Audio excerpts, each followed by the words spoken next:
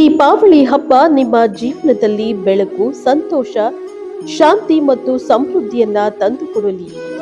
ನಮ್ಮ ಸಾಂಸ್ಕೃತಿಕ ಪರಂಪರೆ ಮತ್ತು ಮಾನವೀಯ ಮೌಲ್ಯಗಳನ್ನ ಉಳಿಸಿ ಬೆಳೆಸಿ ಬಾಳನ್ನ ಬೆಳಗಿಸೋಣ. ಶುಭ ಕೋರುವವರು ಶ್ರೀಮತಿ ರಾಣಿ ಚಂದಾವರಿ, ಉಪಾಧ್ಯಕ್ಷೆ, ಗದಗ ಜಿಲ್ಲಾ ವಿಶ್ವ ಹಿಂದೂ ಪರಿಷತ್, ಅಧ್ಯಕ್ಷೆ, ಗದಗ ಜಿಲ್ಲಾ ಕ್ರಾಂತಿ ಸೇನಾ ಮಹಿಳಾ ಘಟಕ. ಇವರಿಂದ ಸಮಸ್ತ ನಾಡಿನ ಜನತೆಗೆ ದೀಪಾವಳಿ ಹಬ್ಬದ ಹಾರ್ದಿಕ ಶುಭಾಶಯಗಳು.